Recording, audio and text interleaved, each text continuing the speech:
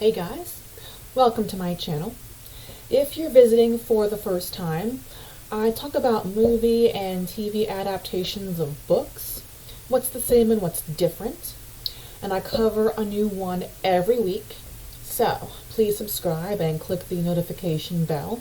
It all helps me out a lot, and I've recently surpassed the 100 subscriber and 5,000 view milestones, which is wonderful. And so onward we go. This week, it is The Time Machine, written right at the turn of the century in 1899, and adapted to film for the first time in 1960 and again in 2002.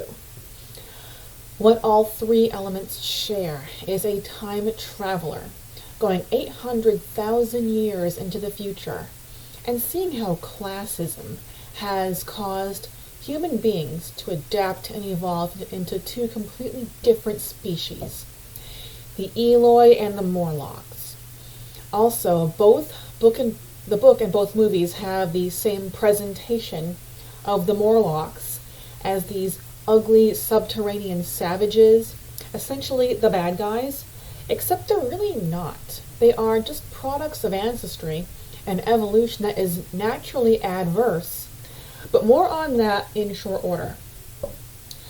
Alright, the book and the 1960 movie open up the same way. A group of professionals talking about dimensions over whiskey and tobacco pipes. None of them have names. They're just the psychiatrist, the time traveler, the editor, and so forth.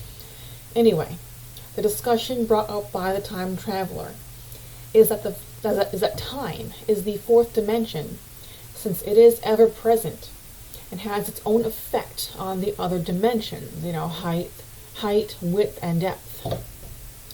So, the conversation moves to the theory of time travel, and in the book only, the time traveler goes on his time journey that night and comes back the following night for dinner with the group, completely disheveled and ravenously hungry, and with a story he cannot wait to spill. He went 800,000 years into the future and saw that human evolution split and went to complete opposites. The above-ground, beautiful and privileged Eloi and generations of privilege and pampering have given them radiant beauty, yet they are weak, ignorant, complacent, and apathetic.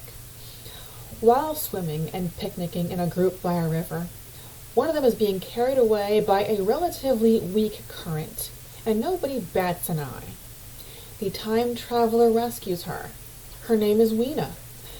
She and the rest of the Eloi live very comfortably, have their clothes made for them, their homes built for them, and their entirely vegan diet of well-cultivated and oversized fruit grown for them by the descendants of the working class, the ugly, subterranean, yet clever and purposeful Morlocks. You would think that the Morlocks might be a bit resentful, having to work constantly to the convenience of the Eloi, but that's not the case at all. In this story, the Morlocks are at the top of the food chain. They eat the Eloi, and they maintain them the way we maintain sheep and cows and pigs. They are livestock. In the book and both movies, the Morlocks steal the time machine to bait the time traveler and Weena, and he finds he can fend them off with fire because they are light sensitive. And only in the book and the 1916 movie, Weena tries to pick up the fire because she's never seen it before and it thinks it's just so pretty. Never mind that it's dangerous. They are that ignorant. So that and the river incident really drive it home just how empty the Eloi are. The time traveler, whose name is George in the 1916 movie, manages to get his time machine back and get back to his own time to tell his story. In the 2002 movie, the time traveler's name is Alexander, and his intentions are different. He asks his girlfriend to marry him, Minutes after she accepts, she is gunned down in an armed mugging. He goes a little overboard in his grief and perfects his time machine and goes back to that night. While he does manage to avoid the armed assailant, she still dies in a carriage accident. So, Alexander travels through time to find the answer to keeping her safe from that night.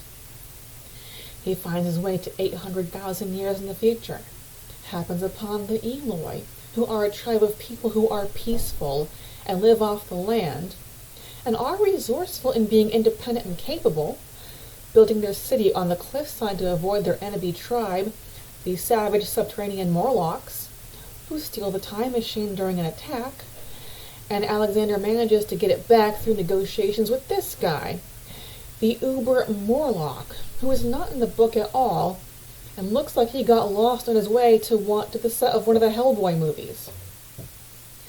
What is only in the 1960 movie is the way time travel is tracked for George with this storefront mannequin. And he has a couple of detours along his way, including this volcanic eruption that destroys the city around him just as he's escaping. The one issue I take with both movies is the presentation of the Eloi. They still look like the people of today, just the prettiest ones. But the Morlocks are just as the books described, pale, subterranean, and primate-like. The book favored lemurs as the comparative description, and we can see that. So why isn't it the complete opposite for the Eloi?